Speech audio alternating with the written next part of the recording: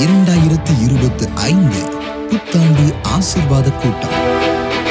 4 மாவடியில் ஒவ்வொரு வருடமும் ஜனவரி மாதம் 1ஆம் தேதியன்று புத்தாண்டு வாக்குத்தத்த கூட்டம் நடைபெற்று வருகிறது. இக்கூட்டத்தின் மூலம் உலகமெங்கிலும் உள்ள திரளான மக்கள் ஆசீர்வதிக்கப்பட்டு வருகின்றனர்.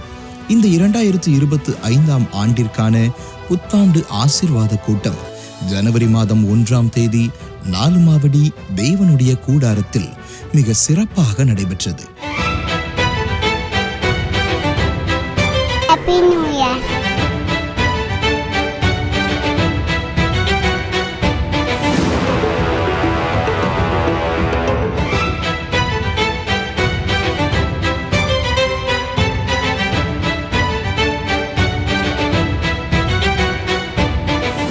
இந்த 2025ஆம் ஆண்டு எனக்கு எப்படி இருக்க போகிறதோ, என் வாழ்விலும் ஒரு ஆசீர்வாதம் உண்டாகுமா என்ற ஏக்கத்துடனும் எதிர்பார்ப்புடனும் திரள் கூட்ட மக்கள் தேவனுடைய கூடாரத்திற்கு கூடி வந்தனர். இந்த மீட்டிங் ரொம்ப பிரயோஜனமாக இருக்கும்னு நாங்கள் வந்திருக்கிறோம். எங்கள் கூட என்ன பேச போகிறாரு, இன்னைக்கு என்ன செய்தி கொடுக்க போகிறாங்கன்னு ரொம்ப ஆவலோடு நாங்கள் வந்திருக்கிறோம். இந்த வருஷம் முழுதும் ஒரு ஆசீர்வாதமான ஒரு ஆண்டாக இருக்கும்னு நினைச்சு நாங்கள் விசுவாசத்தோடு ஓடி வந்திருக்கிறோம்.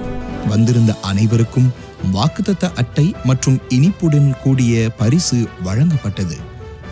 பாடல் ஆராதனைக்கு பின் 2025ஆம் ஆண்டிற்கான வாக்குத்தத்த பாடலாகிய உன் வீட்டிற்கு நான் வந்திடுவேன் என்ற வீடியோ பாடல் ஜெபத்துடன் வெளியிடப்பட்டது.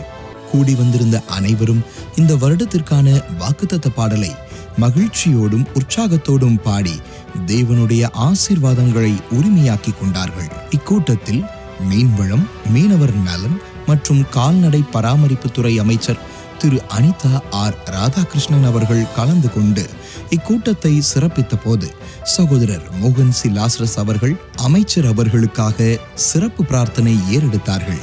சகோதரர் மோகன் சி லாசரஸ் அவர்கள் எழுதிய தேசத்திற்காக திறப்பிலே நிற்க தேவன் தேடும் மனிதன் என்ற புத்தகத்தை சகோதரர் அகஸ்டின் ராஜசேகர் அவர்கள் ஜெபித்து வெளியிட ரெவரண்ட் ஞானசிங் அவர்கள் பெற்றுக்கொண்டார்கள். சகோதரர் நவநீதன் அவர்களின் வாழ்க்கை அடங்கிய நவநீதர் கடந்து வந்த பாதை என்ற புத்தகத்தை சகோதரர் மோகன் சி லாசரஸ் அவர்கள் அறிமுகப்படுத்தினார்கள். அதனைத் தொடர்ந்து நமது சகோதரர் அவர்கள் இயேசு விடுவிக்கிறார் ஊழியம் செயல்படும் விதம் குறித்தும் 2024ஆம் ஆண்டு தேவன் இயேசு விடுவிக்கிறார் ஊழியத்தின் மூலம் செய்த மகத்தான காரியங்களை குறித்தும் பகிர்ந்து கொண்டார்கள். இயேசு விடுவிக்கிறார் அறங்காவலர்களுக்காகவும் துறை தலைவர்களுக்காகவும் டாக்டர் அன்புராஜன் அவர்கள் அர்ப்பணிப்பு ஜெபத்தையும், சகோதரர் கார்த்திக் கமாலியேல் அவர்கள் இயேசு விடுவிக்கிறார் ஊழியர்கள் புதிய ஆண்டில் புது பலத்தோடு ஊழியம் செய்யவும் ஜனங்களோடு இணைந்து ஊக்கத்தோடு ஜெபம் செய்தார்கள். வந்திருந்த ஜனங்களின் விசுவாசம் உறுதிப்பட தேவனிடமிருந்து அற்புதங்களை பெற்றுக்கொண்டவர்களின் சாட்சிகள் அடங்கிய வீடியோ காண்பிக்கப்பட்டது.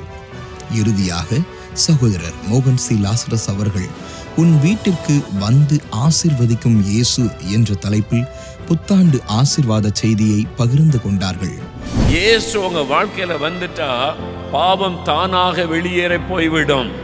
இயேசு உங்க வீட்டுக்குள்ளே வந்துவிட்டால் வெளிச்சம் வந்தவுடனே இருள் விலகுவதை போல உன்னுடைய வாழ்க்கை தலைகளாய் மாற்றப்பட்டு விடும். அதுக்குதான் இயேசு சொல்லுகிறார், நான் வருவேன், உன் வீட்டுக்கு வருவேன், உன் வாழ்க்கைக்குள்ளே நான் வருவேன், நான் வந்து உன்னை ஆசீர்வதிப்பேன். இவங்க கிறிஸ்தவங்க இல்ல, இவங்க வீட்டுக்குள்ள நான் எப்படி போறதுன்னு இயேசு வெளியில நிற்கவில்லை. இயேசு மதங்களுக்கு அப்பாற்பட்டவர். இவர் கிறிஸ்தவர், கிறிஸ்தவர் அல்லாதவர் என்று இயேசுவுக்கு பார்க்க தெரியாது. அவர் எல்லாரையும் ஒரே மாதிரி நேசிக்கிற ஒரு ஆண்டவர். கூடி வந்திருந்த திரள் கூட்ட ஜனங்கள் கர்த்தருடைய வார்த்தையை ஆர்வத்தோடு கேட்டனர்.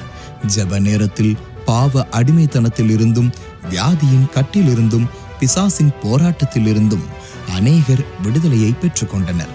அற்புதம் பெற்றவர்கள் சாட்சி கூறி தேவனை மகிமைப்படுத்தினார்கள். சைடு ஃபுல்லாக வலி இருந்துச்சு பிரதர். 6 மாதம் வலி எடுத்துகிட்டே இருந்துச்சு. வந்தோடனே ப்ரேயர் பண்ணோம். கடவுள் என் கூட இருக்கிறத உணர்த்துங்க, வலி சரியாக போயிடணும்.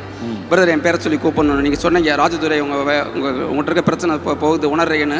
ராஜதுரை ஆண்டவருடைய கரம் உங்களை தொட்டு குணமாக்கிட்டு உங்களுடைய வியாதி நிமித்தம் மரண பயத்தோட வந்தீங்க. இயேசுவின் நாமத்தில் விடுதலை. அந்த வியாதி மறைந்து விட்டது. சரீரத்தில் மாற்றத்தை உணர்கிறீர்கள். இயேசுவுக்கு ஸ்தோத்திரம்னு சொல்லுங்க. பேர் தச்சப்பா இப்போ சரியாயிடுச்சு.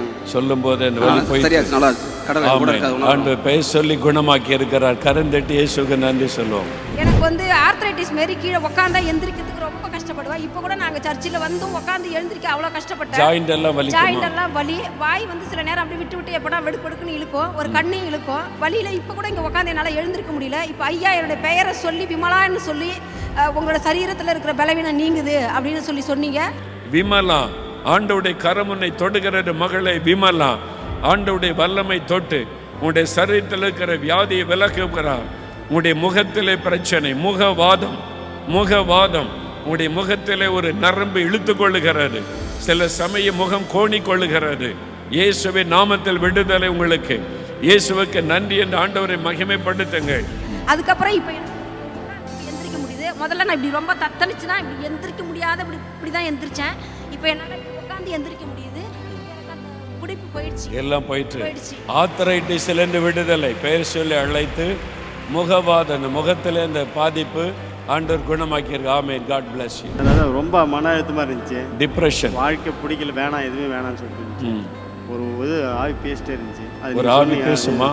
பேசுங்க. அது போனது சொன்னீங்க, போயிடுச்சு. அந்த ஆவி போயிடுச்சு. பயமும் இருந்துச்சு, பயமும் போயிடுச்சு. இந்த சக்தி வேலை ஆண்டவர் தொட்டு குணமாக்கிட்டார். டிப்ரெஷனை கொண்டு வந்த ஆவி பேசிக்கிட்டே இருக்குமா?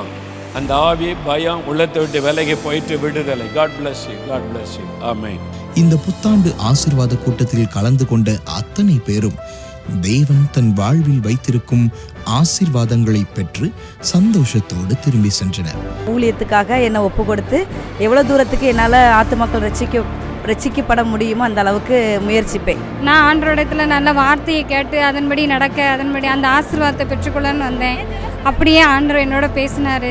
அது ஆசீர்வாதமாக இருந்துச்சு. இவ்வளோ நாளாக நான் வந்து ஆண்டவரை பற்றி தெரியும், இருந்தாலும் அவருக்குள்ளே நான் இருக்கலை. ஆனால் இந்த வருஷத்துலேருந்து ஒரு தீர்மானம் எடுத்திருக்கேன், ஆண்டவருக்குள்ளே இருக்கணும் அப்படின்ட்டு. நான் உன்னோட கூட வந்து நான் உன்னை ஆசீர்வதிப்பேன் அப்படின்னு சொல்லி சொன்ன வாக்குத்தத்த வசனத்தை நாங்கள் வெறுமையாக வந்தோம். இன்னைக்கு ஏசப்பாவை கூட கூட்டிகிட்டு நாங்கள் எங்கள் வீட்டுக்கு போகிறோம். கடவுளுக்குள்ளே இன்னும் அதிகமாக வரணுங்கிற தீர்மானத்தை எடுத்துருக்கோம்.